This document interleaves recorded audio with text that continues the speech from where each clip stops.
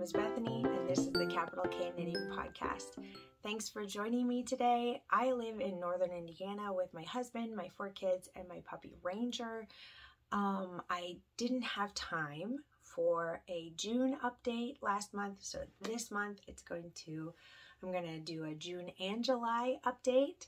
I'm pretty stoked about the finished objects that I have to share with you, but before I do that, I want to let you know there are chapters in the notes for this video, just in case you want to skip ahead to anything or skip around, or if you want to watch it in pieces and you know you've already watched this part and you want to skip ahead to the other part, and for some reason YouTube doesn't keep track of your progress. That happens to me sometimes. I blame YouTube, but every once in a while it's because I fell asleep during a video.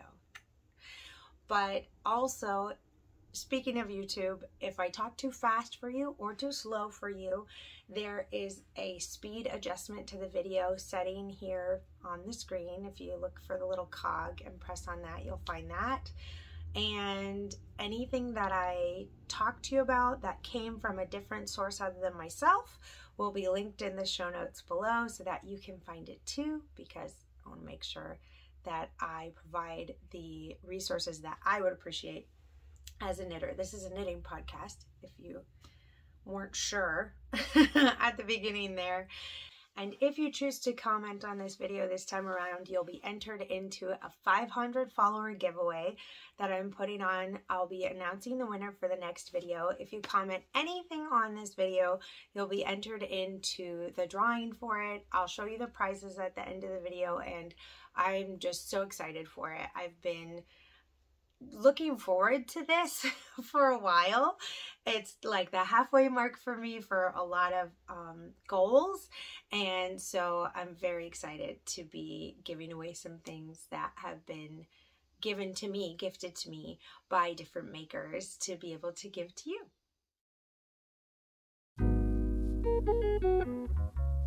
Okay, first things first, I have a couple of big things that I finished in June and July, but I have a few little things as well. I'm going to put the first one up that I finished. The first thing is a pair of socks for my mom. This pair of socks was a trial run, an experiment for something that I'm working on with my tread heavy socks. I want to be able to have a toe up version. I am just about to finish the instructions for the stitch pickup and gusset for the cuff down version, and those are free videos you can find on my channel. I like to do socks this way because they seem to last a lot longer for me, and so you can just follow that if you want to. But I wanted to have a toe up version because I know that a lot of people are in one camp or the other. All of us are able to do either way, but the preference is strong usually. So I did these socks on 2.25 millimeter needles. I'm looking at my notes here, which is a US 1.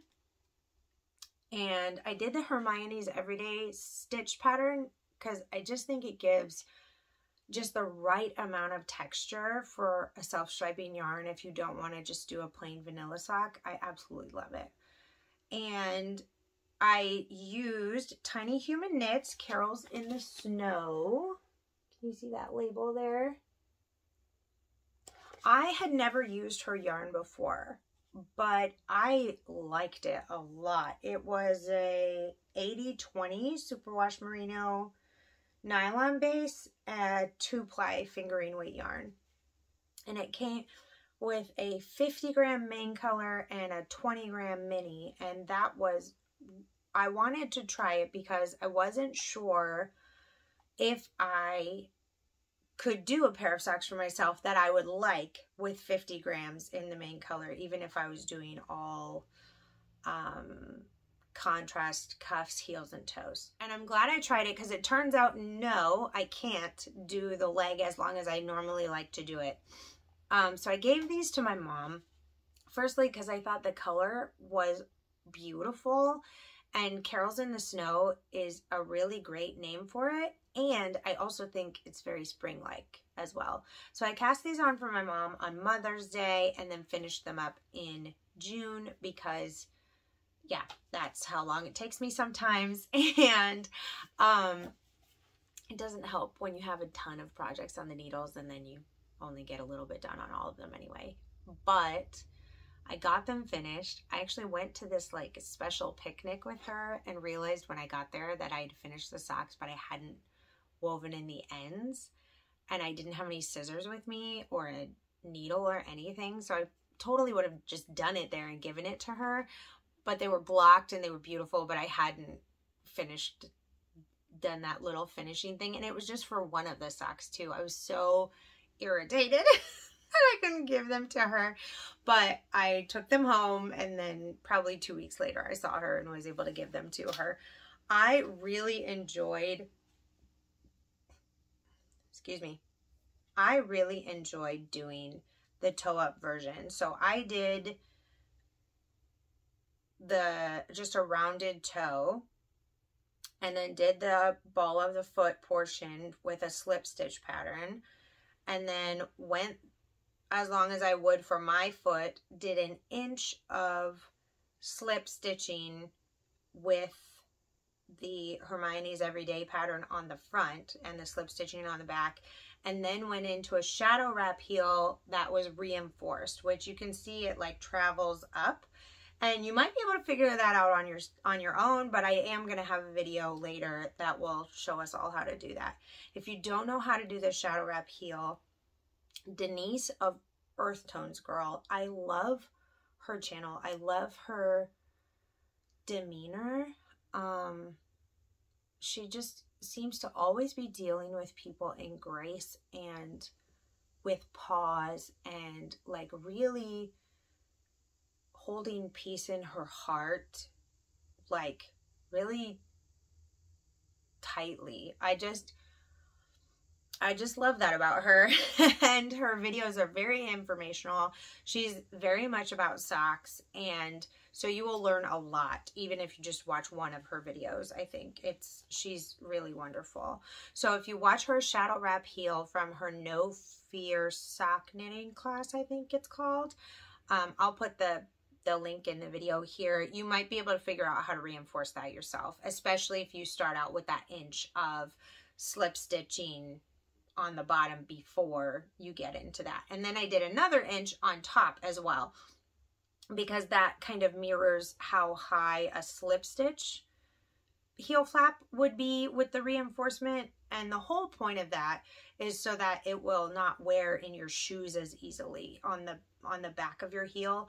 But I wear my socks without shoes on probably just as much as I do with shoes on. And so the bottom of the heel is just as important to me, and the ball of the foot is where the rest of the pressure from my foot goes to. So that's why I chose those two areas. I know some people who've knit them have gone like all the way down the toe or all the way up the toe if you're doing toe up, because they've got pressure on their toes. Everybody's footprint is different, so you can choose that to be however is fitting for you. I will say the yarn was a joy to deal with, even though that actually sounds like it's not a joy, a joy to work with. I really liked the way that she just does her stripes, I guess. That's really nice. There's like a very clear, like this is the end of one color, this is the beginning of another, which is nice. There's not a whole lot of fading into one or the other.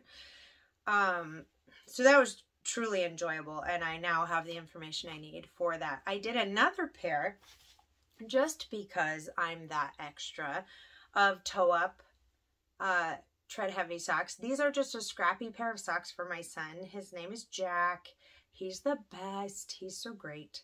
I bought this yarn for him for another pair of socks and I think one other project.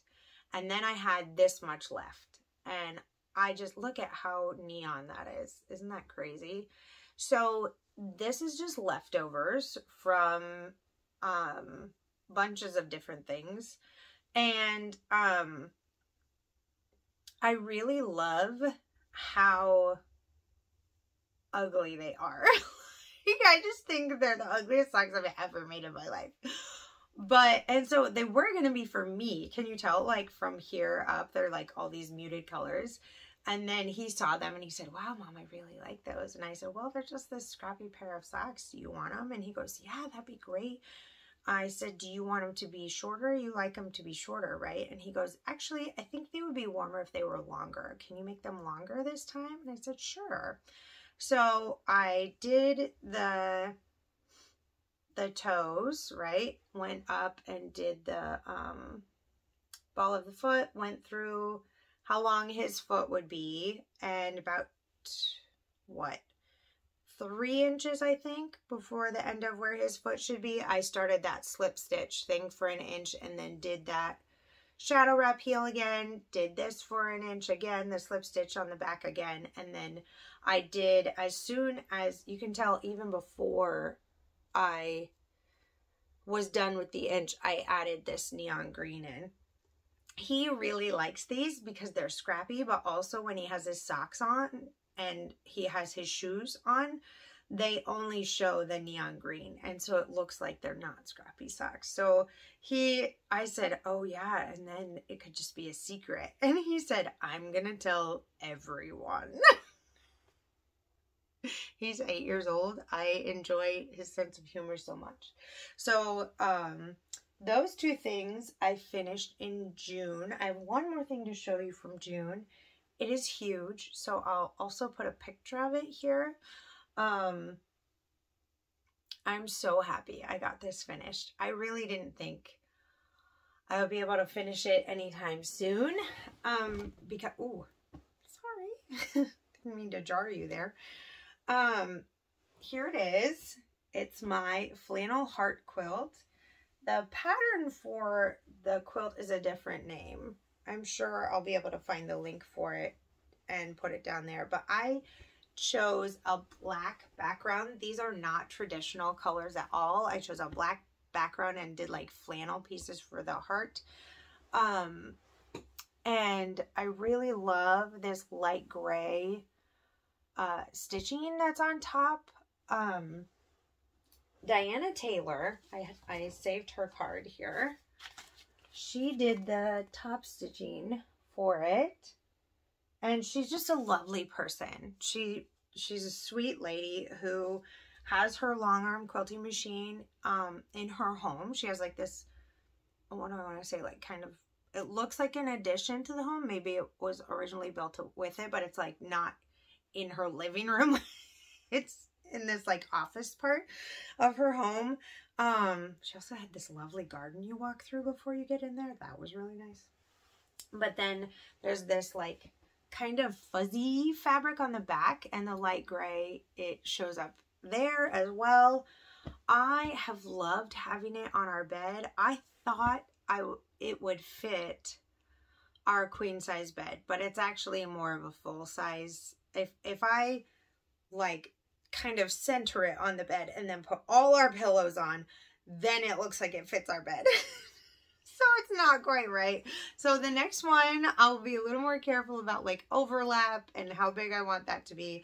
But I'm really proud of this. This is the first quilt I've ever made. I had a lap quilt, or like a child size quilt, it was given to me when I was a child.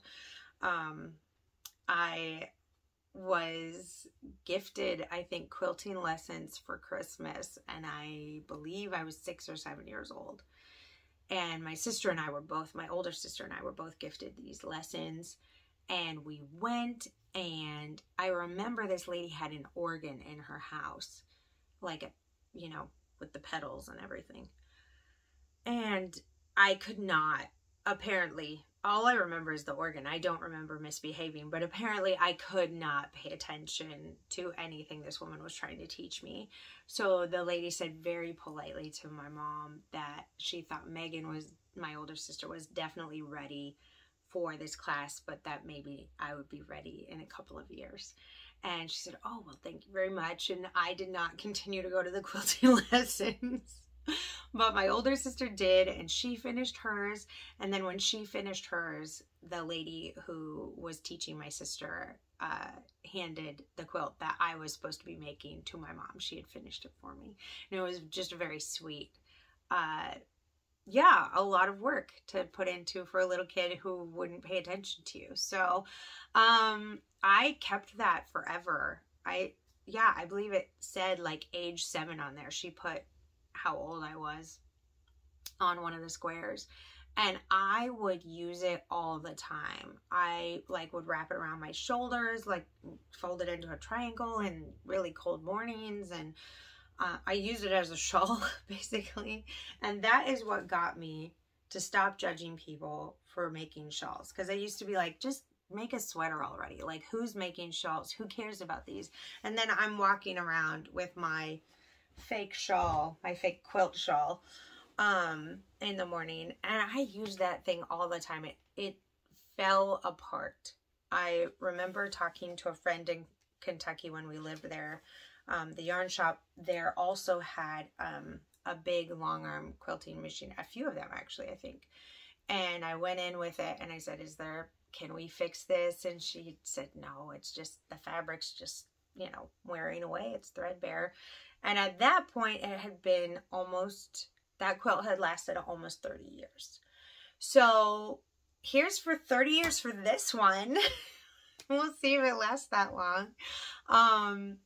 But yeah, I'm really excited about that. And I'm excited to potentially do another one. My mother hosts these quilting weekends at her inn in Metamora, Indiana every once in a while. And I did the top for that at one of those weekends. And then it just kind of sat in my, I want to call it a studio. It's my enclosed front porch where I keep all my yarn, where we are right now. And I just thought, you know, I don't know when I'm going to have enough money to get it long arm quilted. I don't want to do the top stitching myself. I feel like I would kind of ruin it for myself that way.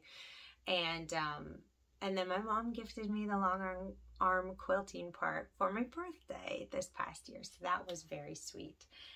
But then I had to do like the binding, which took a minute. So I'm really glad and pleased that it's done and that I can use it, and it'll probably stay on our guest bed because our guest bed is a full-size bed and I would really like it to fit our bed, but it just doesn't. Okay, on to finished objects for July. Oh my goodness. I do have some works in progress, but I'm going to continue on with these finished objects because I only have 2 more. See, I was knitting. I just didn't have any time by myself. I have since decided not to move forward with my part-time job. I had a job as a alteration specialist at a bridal shop here in town, and I was so thankful for when that opportunity came up. We really needed that. My husband and I were trying to make ends meet, but then he was hired on as a full-time carpenter for a company here in town also, and so it's just been really wonderful for him. But I was really struggling with still trying to keep up with going to work when I had lost him as like a childcare person. And my sister-in-law really just helped me a lot during those last few weeks with being that person for me. But we just didn't need the money anymore, and it was a really nice job, and my manager and my coworkers were really wonderful. So if I had the time and my kids were a little older, I would probably keep it. But with school gearing up in the next few weeks, and me wanting to be there for my kids, my youngest is 3, so he's not even a school-aged kid. It's important for me to be really involved in our home. So, and that's fine. That's fine. And good. So anyway, I just haven't had any podcasting time. I've had knitting time. I've been able to knit late in the evenings when my kids are trying to go to bed, and, you know, as I'm sitting in the car as we go somewhere for the weekend. But yeah, anyway, moving on from the waffling, right? I just love that word. I think that's a very British word to use, but I really like it, waffling, because it just sounds like what it is. Really, I'm moving on though. This is the Mandolin cardigan. It is by Amy Christoffers. I knit the 4th size, which is a 60? Is it 60 inches? 60 inch circumference, because the suggested positive ease is like, I think between like 10 and 12 inches. It's not close to 0. So, anyway, so it's very, what do we want to say? Loose fitting. I loved working on this. The chart is not hard to understand. I blame everyone on the Discord group, from Tashi's Discord group. I blame them for this beautiful sweater, because a few people were talking about knitting it, and I knew I had enough yarn in the swap that I had done with someone also from that Discord group. I knew I would have enough yarn, and I did. I have about just over 50 grams, I think 52 grams left of the yarn. So I'm not sure what I'm going to do with that. That's just sitting over there waiting for a decision. But that means this took 650 grams. Oh my goodness. So this is a drop shoulder, bottom up construction. And the sleeves are seamed in because they're also bottom up to keep the lace motif in the same direction basically as the body. It is so nice. I'm going to put some video in here of me before I redid the bind off for the collar. It was like tipping up, but then I redid it as a tubular bind off, which took, of course, like all day, but it was worth it because now it sits flat on, it's like a flat line. And I've had even store-bought sweaters that do that, that like tip up on the collar, but that's not the look that I was looking for.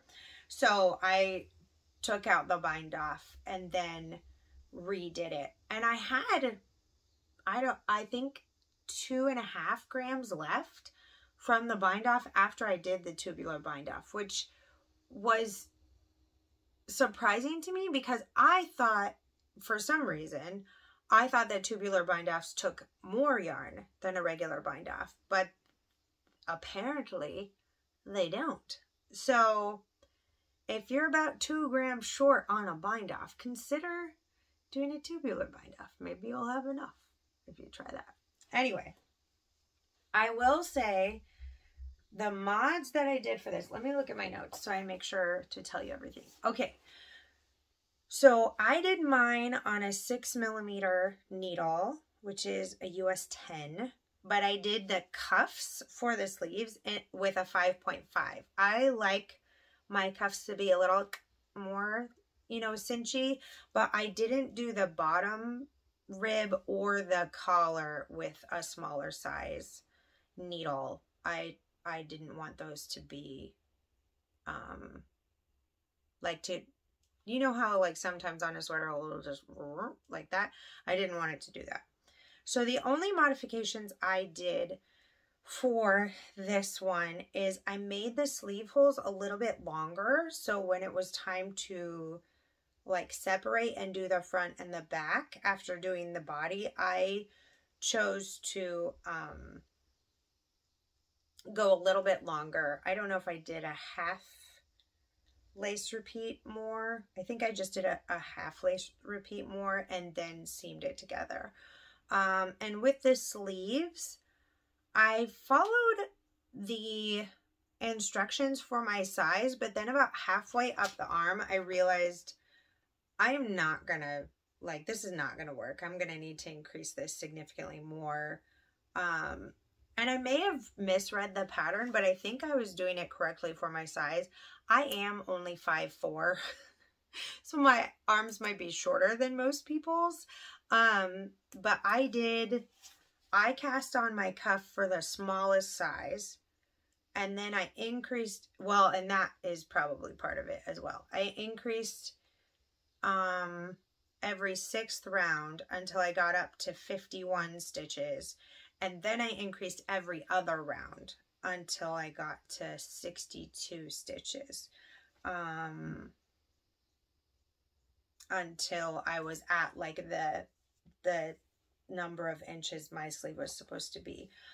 I thought the sleeve was going to be pretty much perfect when I tried it on originally, but now that I've blocked it and I've worn it a few times, I have to roll the cuff up.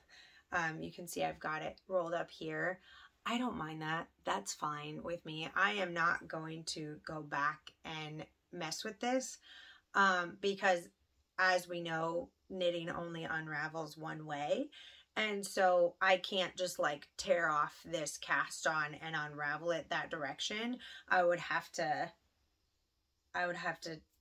cut it here, I guess, and then unravel all of this and connect it and redo the ribbing there, which I do not want to do. I am totally satisfied with a turned cuff, especially because with most knit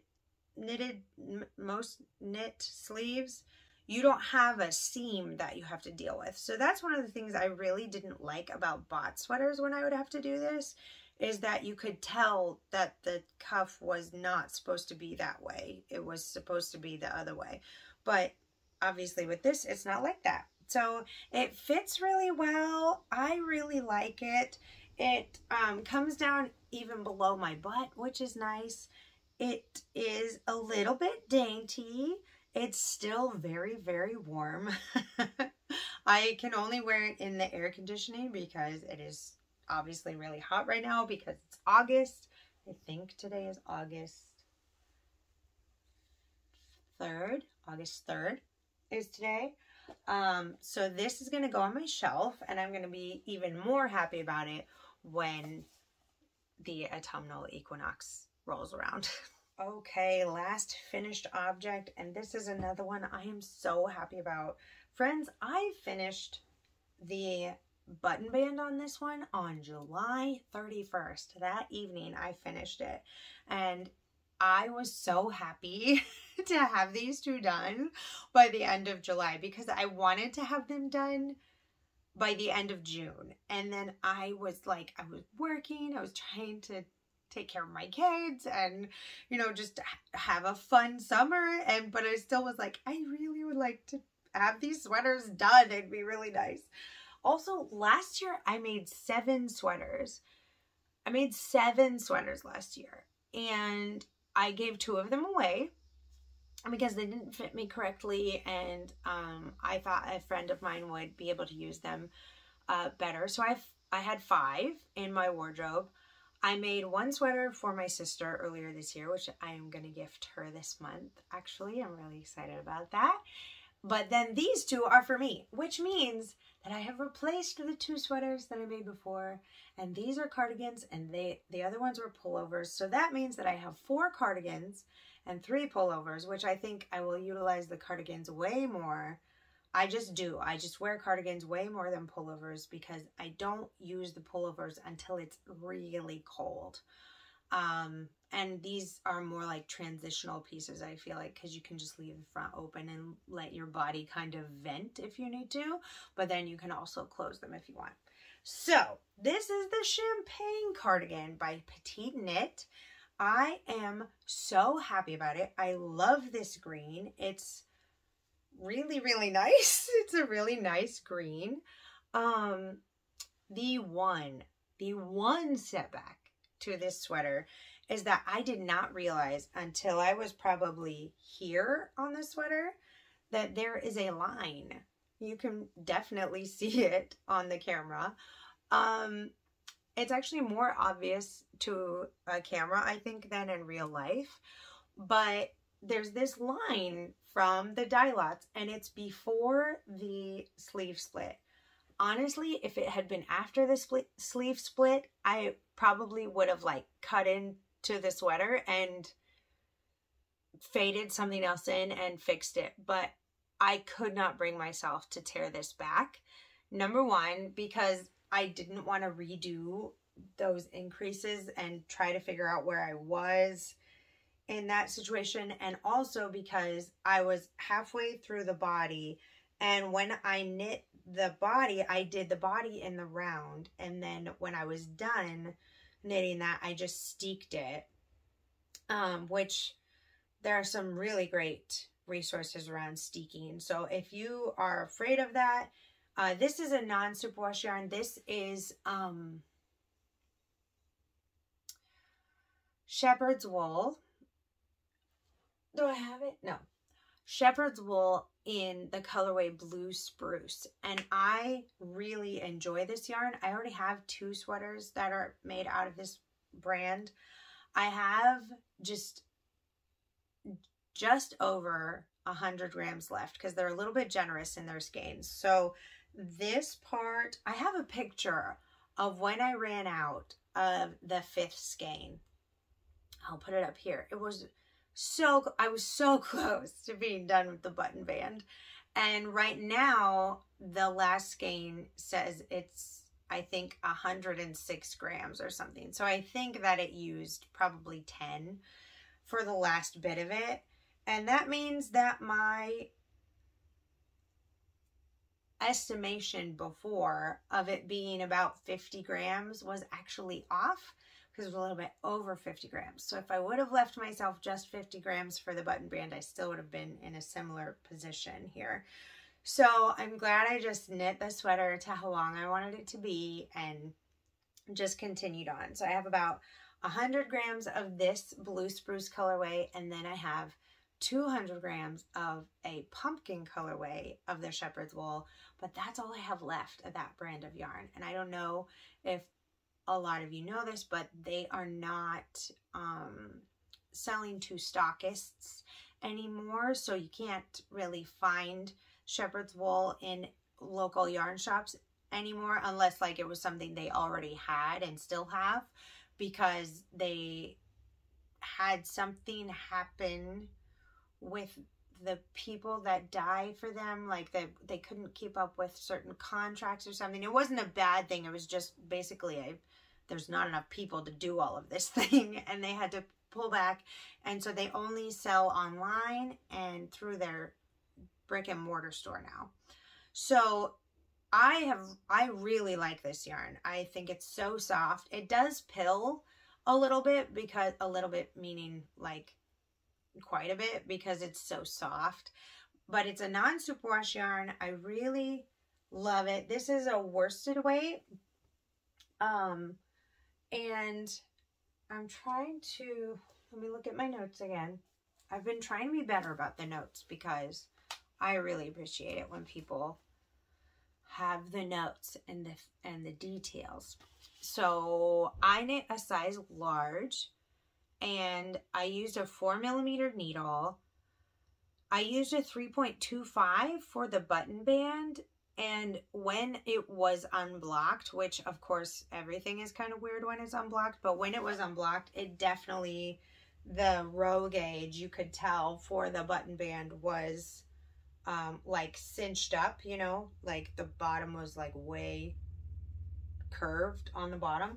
But when I soaked it and when I laid it out, it was not hard to just zhuzh that around and put it where it needed to be. I actually didn't even pin it out, except for just like this, the top of this collar, so that it wouldn't pull too much there. I think the only other modification I did,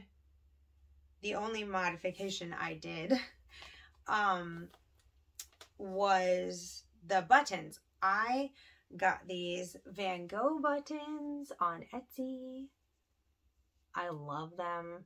I was so excited to get them. They are from Buttons by Benji, Story on a Button. and they have these little Winnie the Pooh characters on there. Isn't that so cute?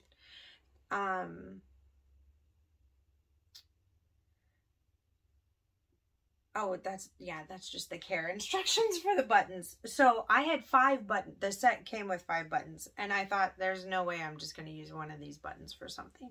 So I did 5 buttonholes and affixed my 5 buttons today. Actually, I did the buttons today.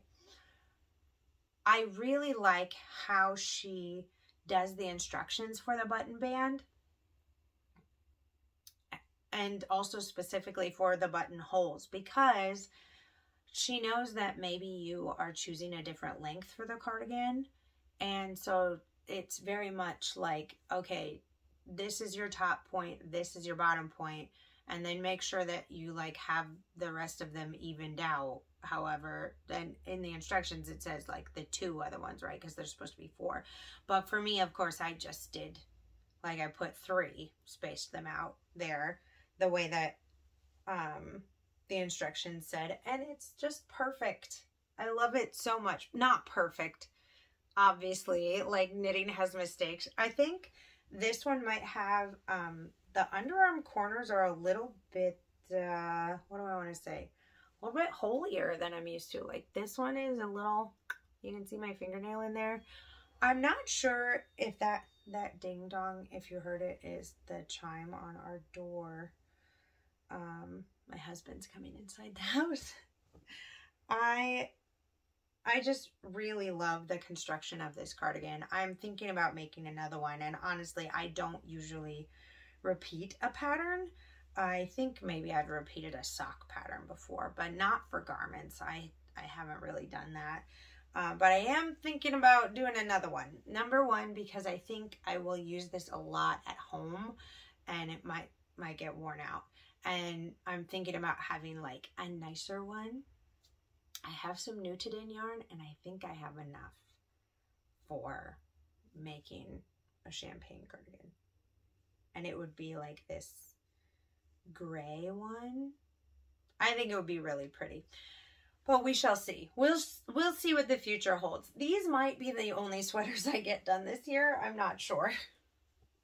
But that's okay. I think this year I have been frogging and redoing more than I ever did last year. So this past July marks 2 years of having this podcast. And last year I just was so into garments. I think at the end of 2021 I was very into smaller projects, but I was doing some sweaters for my kids. And then in 2022, I was very interested in making garments for myself. And this year, it's kind of a mix. Knitting took over my life for a while. And so last year, I made so many garments. And I also made gifts for people like crazy. But this year, I have purposefully made less gifts for other people and kept more things that I have made that I really like. And I'm really glad I have. I think there will be a day where I think, oh, I don't need any more sweaters. If I want to knit this one, I'll just knit it because I like it. But I don't think I'm there yet. I'm not even there with socks yet. So we'll see.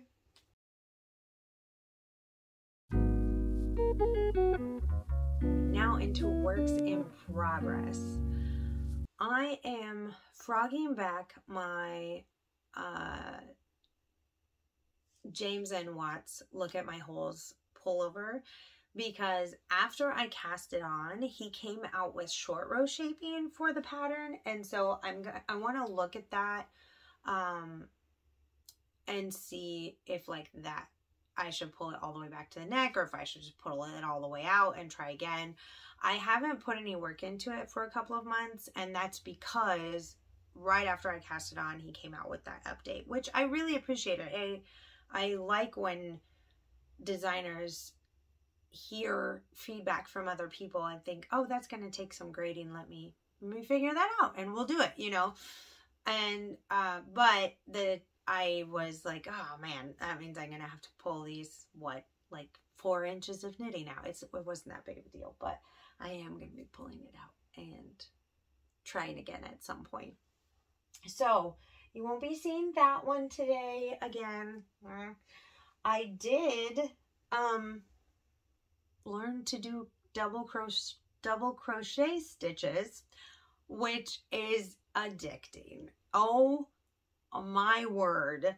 Okay, so first, is this the one? First, I was doing the grannies in a row socks.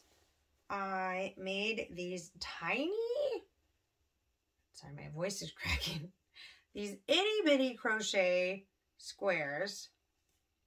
There's something on there. What happened? These itty bitty crochet squares. Oh my goodness. They're so small. Look at how small these are.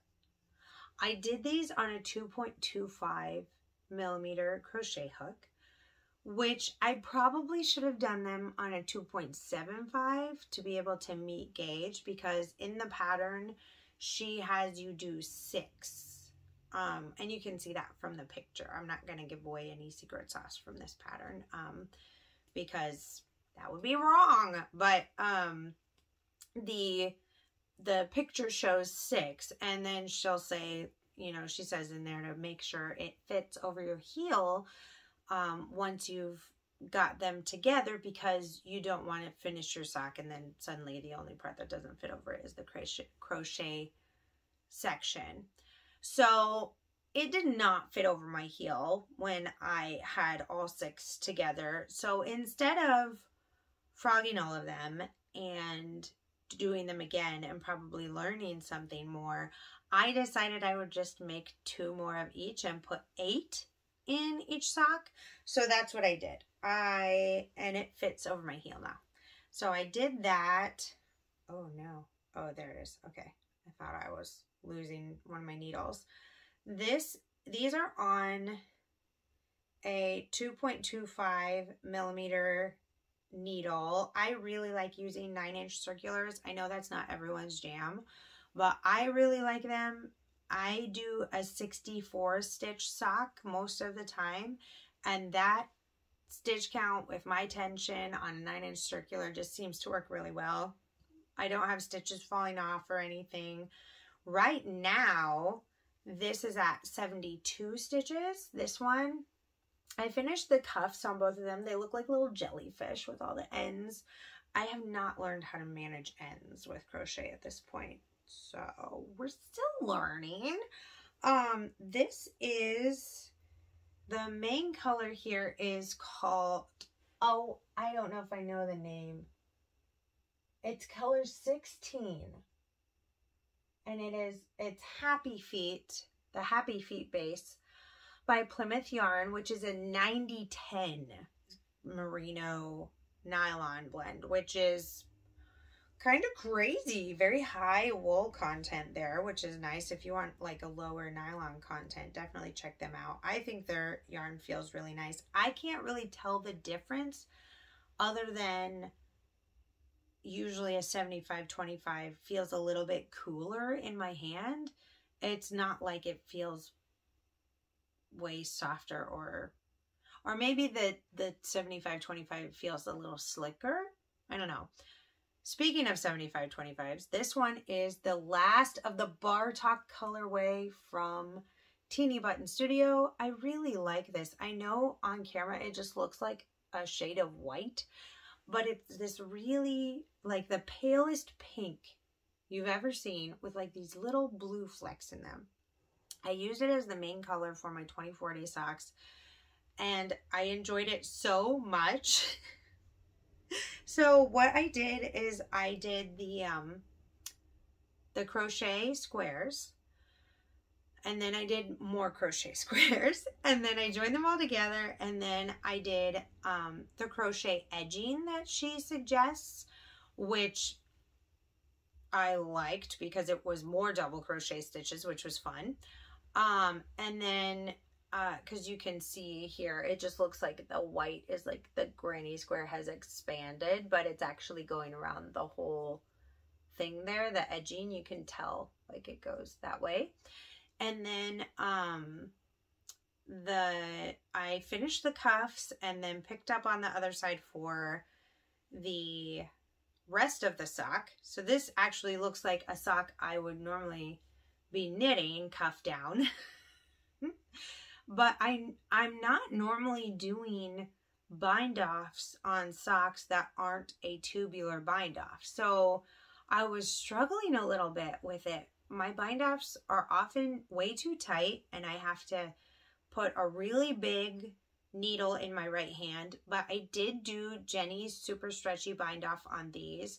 And I know a lot of people get quite a bit of flare from that. And maybe it's because I'm such a tight knitter, but I didn't. It's not super flary for me. So I might just continue to do that. If you do that one and you don't like it, there is, I think, is his Instagram called Flannel and Pearls, something like that. And he did a video about how you can kind of do like just a half, like an every other super stretchy bind off thing to not make it flare out. So anyway, you can go and watch his video about that. I'll link that also. Man, I'm making a lot of link promises. I'll have to rewatch this. Anyway, I do anyway, guys. I have to edit some things. So I'm finally actually knitting this sock, but I'm gonna have to get it down to 64 stitches at some point. You know, pretty soon. I don't even know how many stitches I picked up off of the crochet squares. I just knew I had to get down to 72, so I just started like decreasing every 8th stitch, I think, for a while, and then I would count and see how much further I had to decrease after that. So they're gonna look kind of weird until I block them, like real big here, and then yeah. But that's, I think, just the nature of putting two different ways of stitching together. Or it might just be because I'm new to crochet and I'm not that good at it. But I do enjoy it. I have really enjoyed it. So I'm looking forward to finishing these socks. But once I was done with the double crochets there, I was thinking, okay, well, I really liked doing that, but I don't have any reason to do it otherwise. But then I remembered I have some other crochet hooks, and I thought I would just make a really big granny square lap blanket. And I'm in the middle of doing that. I think I'm actually maybe 3/4 of the way done with that. All of these are yarns that were gifted to me from my husband's grandma. She had all this Patton's classic wool that she gifted to me, and so it's just all wool, which is really nice. And so I'm doing, I think, what? 1, 2, 3, 4. So 5 rounds, 5 rounds, 5 rounds, 2 rounds, because this is actually an alpaca wool blend that I had on hand from something else. Then 4 rounds, 3 rounds, 4 rounds of these colors left. So that's all that's left of all that yarn. Like, this is it. This is honestly, I think 300 grams of yarn so far, which, my goodness, whoever told me crochet eats more yarn than knitting, you were so right. And it's great. I'm just really thankful to be able to put this in a project that I know I'm going to use this. I'm going to use it at least. My kids have been asking about using it. I have this, which is another alpaca wool blend, and it's like kind of close to this one-ish, and it's the same brand as this gray. So I'm thinking about going around a few times with this one for the end of this. And then I saw this tutorial on YouTube for this edge stitch that I think is super pretty. And I don't know what I will use for that yet. I'm not sure if I will like try to leave enough of this to do it, or if I'll just choose another color to add and then do the edge stitch in that color so it looks like it belongs. I'm not sure. I'm still deciding. It's definitely like a scrappy looking thing, but I'm still at least in like kind of the jewel tones area, and so I'd like to stay in that if I can to finish this lap blanket. I'm very proud of this. It is obviously the most basic crochet project that you can make, but I have been enjoying it so much. I was pretty stressed out in the last couple of months because we were so busy, and because there was so much going on. And often when I'm that stressed out, I just cast on like a bunch of things. And I think this saved me from the cast on itis thing, because I was practicing a new skill and it was this really nice rhythm. And so it's been really nice to work on. I hope I'll have it done by next time. It was just really nice to work on, to be able to like, I can't do it without looking at all, which I can do with knitting, so I can watch TV and knit. But I've been listening at least and like glancing up to watching Everybody Loves Raymond over again. It's kind of a comfort show for me. And just like, you know, doing my double crochets. There are a few points in here. I don't know if I'll be able to find them, but there are a few points in here that I made a mistake. I think there's only 2 places where I did this. Oh, there's one. Okay, so you can see with a granny square, you're supposed to do 3 double crochets into the hole that you're supposed to be going into. And you can see in that one, I only did 1. So I must have thought I was done and like just moved on. But when I got to it, I was not ready to rip anything back. I did frog a few parts of it when I ran out of the color and wasn't all the way around. I'm not really wanting to do a super scrappy situation.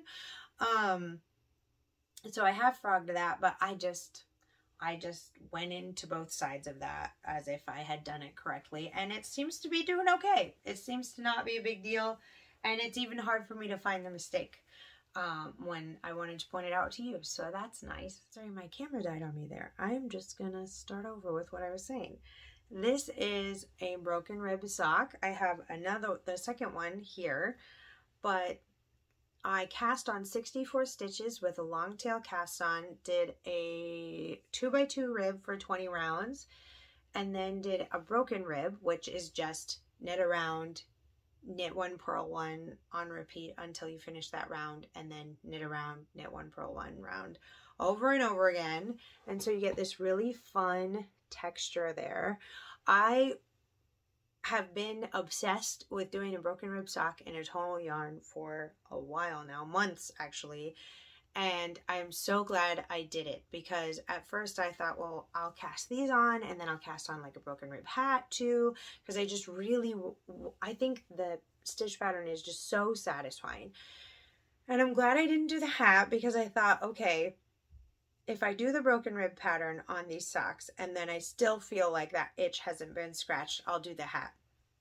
But after finishing this sock and then being almost done with this one, I finished the gusset decreases on this one, so I just have to do the rest of the foot and the toe there on this. It'll probably take me a couple of days just to finish this one. I'm really excited to have them in my sock box, but I think also that the scratch will have been itched around the broken rib pattern, which is nice. And I won't have another hat to finish or something that I really wanted to have there. I took my slip stitch heel and lined up the slip stitches with the little knit columns there, which is really satisfying to me as well. I just finished, I do the tread heavy, I like carry the slip stitches through the bottom until I finish the gusset decreases. So now I have just knitting the bottom in stockinette and knitting to pattern on the top until I get to the ball of the foot situation, which isn't very long. So that's nice. I am not going to have a lot of this yarn left. I have a little, I've been pulling from the center on this one. I don't know what's wrong with me. I pull from the outside, I pull from the center. It's just, I'm an agent of chaos right now. It doesn't even matter. Doesn't even matter. This yarn is Malabrigo sock yarn in the colorway Sneezy. I had these socks knit up to be the caramel sauce socks originally, but I tore those out and started on these. I didn't really want to redo them because my son had cut the yarn for the socks, and weaving in ends for lace socks I just didn't really want to do at that point. And I realized that the reason I even bought this yarn and even bought the pattern was because I liked the yarn that she used in the pattern. That's why I bought this yarn. So I'm going to be finishing these, and I'll have some left over of this. I don't think I will have enough of this to finish the socks that I'm going to be putting it into next. But we shall see. Let's see. I'm living, I was going to say living dangerously, but later you're going to be like, no, you're not. You have a plan. So don't worry about it. But I do need to finish these before I start using this on the other pair of socks, because basically I need to not run out for this before I do that. I really want to get these done. I'm excited about it. I'm motivated. Being this close to being done with a pair of socks is really great. So that's going to happen soon. I think I gave you all the details on that. I really love how it's knit up, the yarn has knit up. I feel like the pattern itself makes for like it not pulling very much, but you can tell on this one it doesn't really seem to pull anyway, so that's nice. Go Malabrigo for that. I do have a bit of a issue with this one though. My tread heavy part for the ball of my foot is not big enough at all, so I left it that way on purpose because I'm gonna see how quickly this one wears out compared to this one. Everything I do in my knitting is an experiment, whether it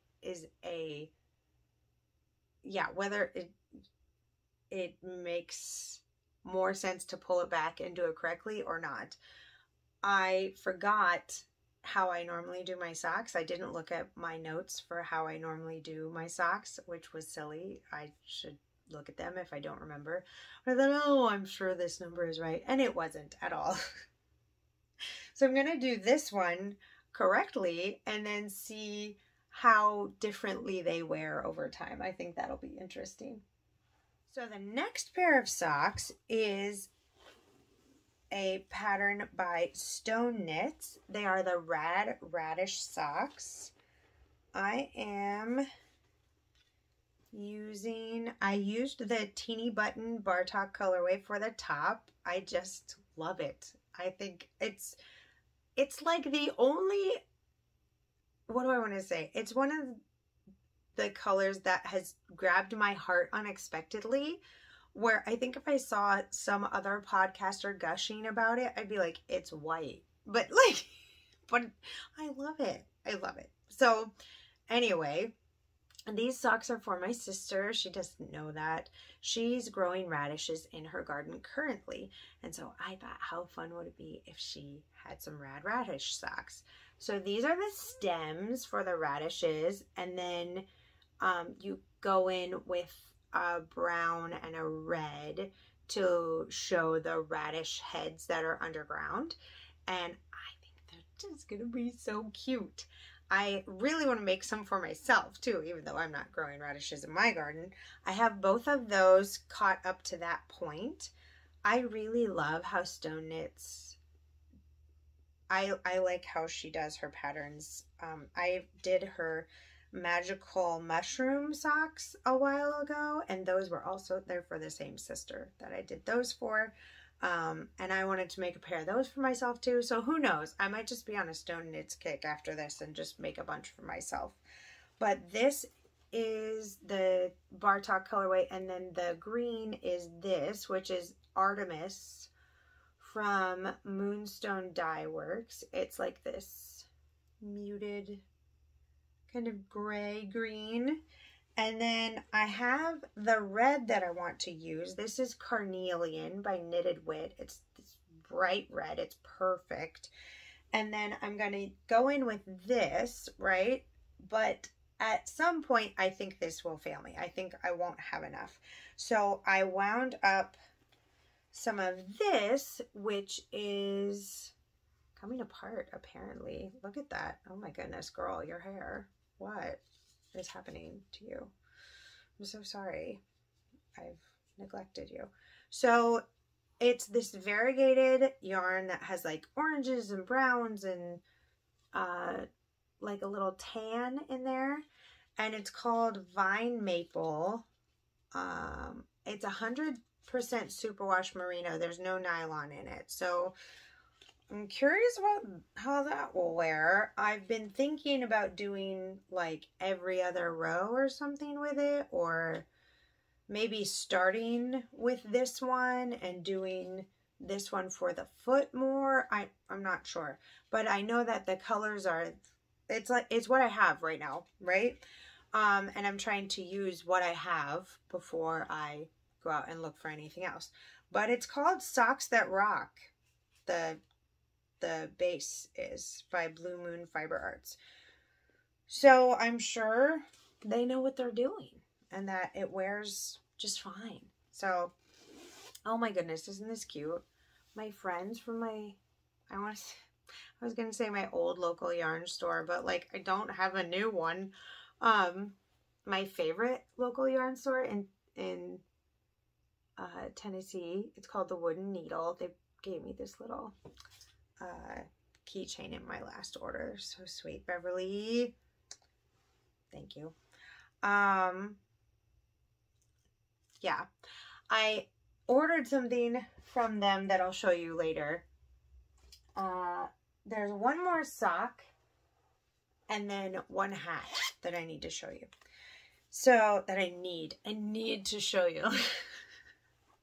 So I just have these cuffs cast on. I did this kind of peekaboo red on there, which is the Carnelian red from the Rad Radish socks. These are, oh, what is the name of this is Knit Pick Stroll, and the colorway is Red Winged Blackbird. And so it has like these pink and red streaks in the black. I was originally going to make them for the same sister who's growing the radishes. She's also a birder. And so I thought, well, that would be fun. But then my daughter was interested in them. So I said, sure, I'll make those for you.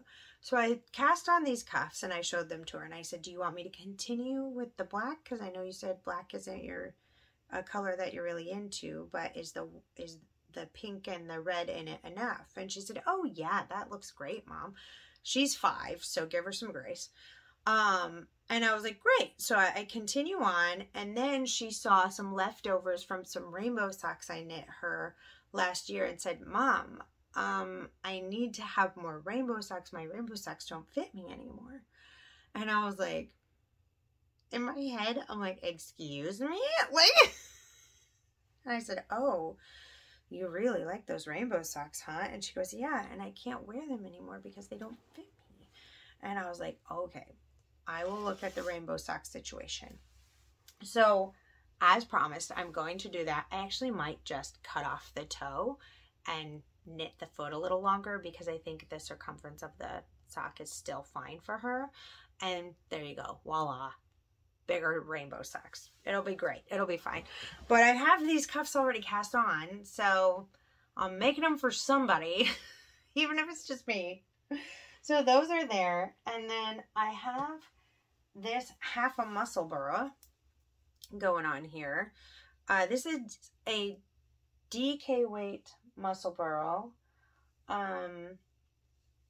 This yarn is by Knitting Nakabi. Kelsey is one of my favorite yarn dyers. I have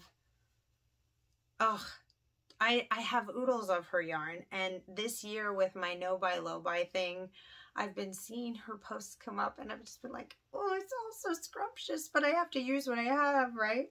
So this is called Golden Rays. It's one of my favorite ones that came in the Herbology box last year. She's still doing boxes this year, so I will say her bi-monthly boxes are so great. She was doing Mythical Creatures and Herbology last year, and I can't remember what she's doing this year, but I'll put it on the screen because I keep seeing her stuff come up and it's just so scrumptious. She does non-superwash naturally dyed yarn. It's so yummy. This is her merino base.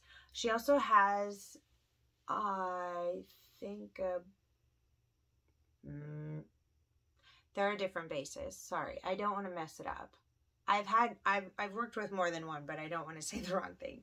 So anyway, it's so soft.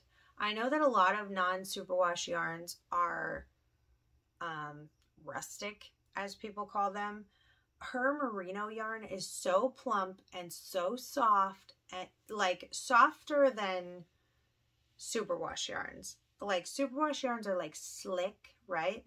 They're almost cold sometimes when you touch them, but this is like warm and squishy, and oh, it's so nice. It's not like a let lope yarn at all. Like it's way over on the other side of the softness line. So I have really been enjoying working with her yarn again. It's just so squishable. I am always emoting about her yarn, always. So this is, I think is going to be a hat for my husband. We're all going on a camping trip in October. We've been really excited to be able to go on a vacation as a family. We haven't done that in a really long time.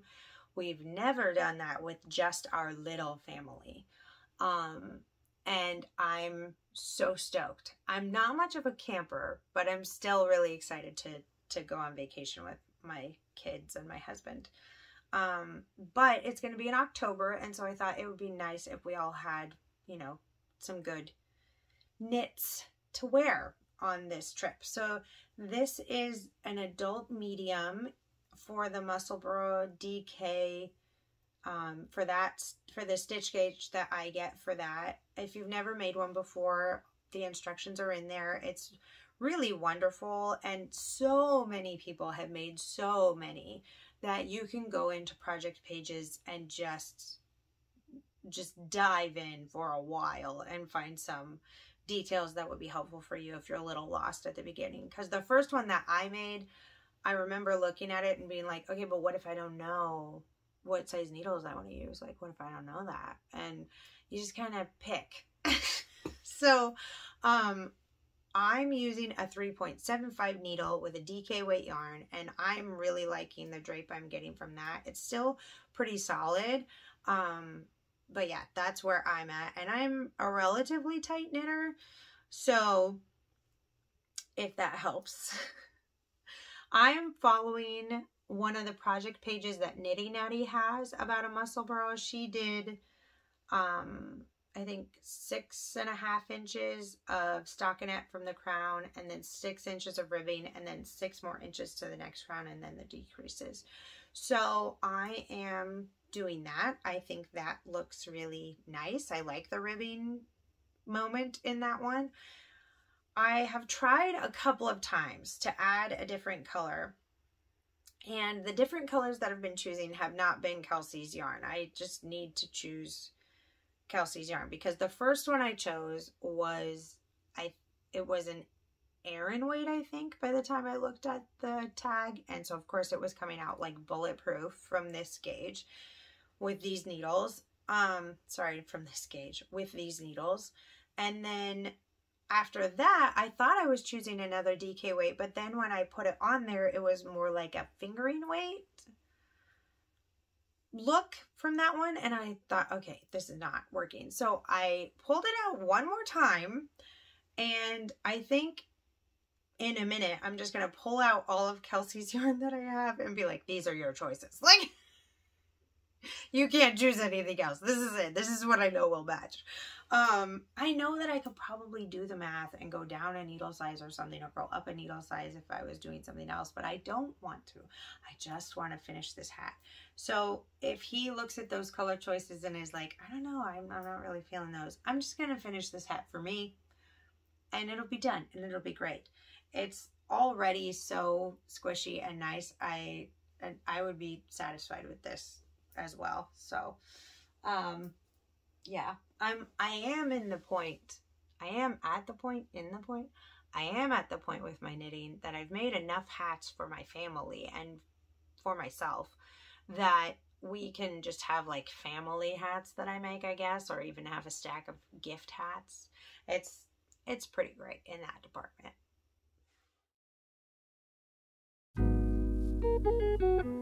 And I want to share two purchases I made these past couple of months. One of them is this book by Stone Knits. Her name is Charlotte Stone, and they are 25 colorful sock patterns. And of course that one is an all over color book one, which is lovely. But she has, there's a spread she has of all the socks that are in here. Let's see. Oh, here we go. Yeah. Doesn't that look so fun? Look at that. Oh, so great. So I ordered this because I wasn't sure if the Rad Radish socks were in here, and they weren't, which honestly I wasn't mad about. I've been wanting this book for a while anyway, and seeing if the Rad Radish socks were in there was kind of an excuse to buy it, and so I bought it, and then they weren't in there, and I was like, oh darn, I have to buy another sock pattern and also keep this one. So I also replaced my long circular sock needle. I usually only use Magic Loop for like toes or something, but I really want to try socks two at a time.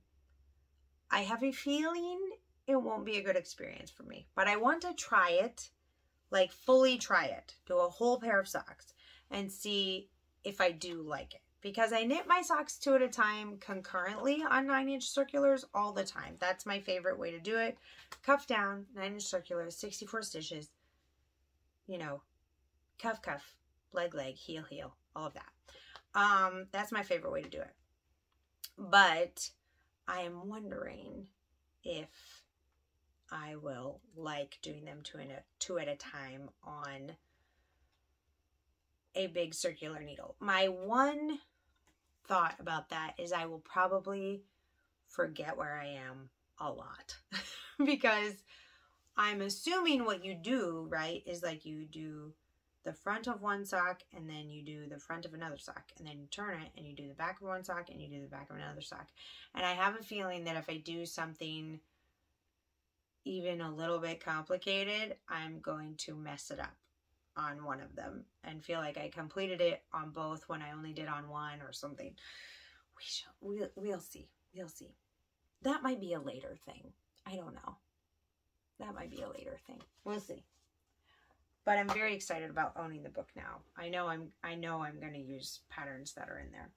So I also purchased an Advent from, it's the 2022 Advent by Sweet Georgia Yarns. And my old LYS had this one left in their store at this point in time. And oh my goodness, I was so excited because last year I really, really wanted to get one. But I had already received several Christmas gifts and purchased some things for Christmas gifts that were yarn related and knitting related. And I thought, you know, I can't justify that right now. And with this no buy, low buy year, it was a really good motivation to not be buying yarn, first of all, for our budget, because earlier this year things were just really hard financially, and it neither my husband nor I were buying like extra things, right? And so that's fine. I had enough yarn, more than enough yarn, to work on projects probably this entire year and then some before I would ever need to buy any more yarn. But I, you know, was passing up a lot of things, and I would fill up a cart and then leave it alone, you know. And I've done that lots of times. But then when I saw, I ordered needles from my local yarn shop in Tennessee, even though I'm in Indiana, because they have the needles I like. I know they have good Gogh needles, and so I might as well have them ship them to me rather than get them shipped from somewhere else.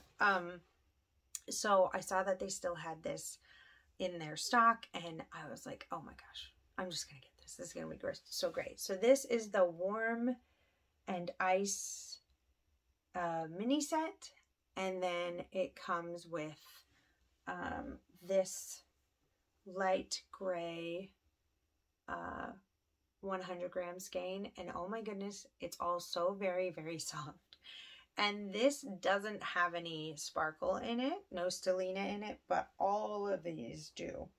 All of these do. Each one has the sparkles. And I have never worked with sparkly yarn before, and I think it's just going to be a blast, honestly. I used to poo-poo the sparkly yarn, like, I bet that's itchy. Like, why would someone... And it's not. It's not itchy at all, and it's fun. So if someone wants to work with sparkly yarn, more power to them. You know what I mean? Like, I am finding that the longer I live and knit, the less judgmental I am about other people's choices. I hope.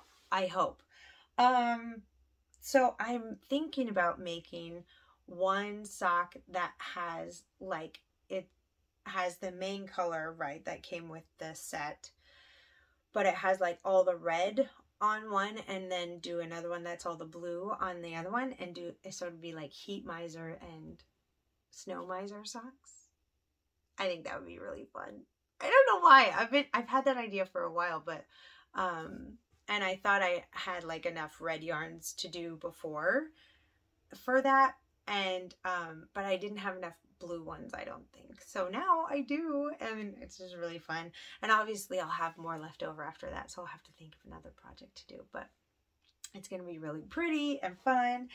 And I just feel really blessed, because the beginning of this year was really hard, and I'm gonna stick with my no buy low buy year, just because not only is it not only in the beginning was it helpful for our budget, it was also helpful for me not getting overwhelmed by the amount of yarn I had. I was like forgetting about different skeins that I had, and for me, that's something I really struggle with dealing with some, I guess, obsessive compulsive tendencies. I've never been officially diagnosed, so it's hard for me to say disorder, but I do often find it necessary to keep an inventory of the belongings that I have in my head, and when I can't do that, it is stressful for me. And so it's been really helpful to like pare down the amount of stash that I have. Everybody's different. Everybody likes to have a different level of stash than someone else. I really like when people call it their wool pantry. I'm trying to train myself to say that instead, because it really is. It's just like different ingredients that you have on hand. And people who have big pantries aren't judged for having big pantries, you know? It's fine. So yeah, I'm really loving using all the yarn that I already have, and then just adding little things throughout the year. I did order a few Advent things. Like this was one of them, right? But obviously it was last year's, so it came right away. And then I got Freckled Whimsy's Advent sock skein. I earlier in the year got Mandy's sock Advent kit, which if you don't follow her, you totally should. Her latest video it felt like it felt like just being at her house, because she's been sick recently, so she did her last episode in her jammies, and it was just so cute. I was like, this is so nice. It's almost like I'm just sitting with you in the morning to have coffee and talk about knitting. It's really great. And I'm really excited about Advent stuff from her. And then I got one more. So I really need to stop. Because I think that's 4. And that's fine. That's enough. That's good. That's good. We've gone from 0 last year to 4. And we're okay. We're good. Oh, I think that's it, guys. I think that's the end. If you have any questions, definitely leave a comment. Go ahead and follow me on Instagram so I can see what you're knitting. I love Instagram for that, to be able to show each other what we're doing. And if you made it to the end, leave me an emoji. You know, I love knowing who made it to the end, and I will see you next time. Bye.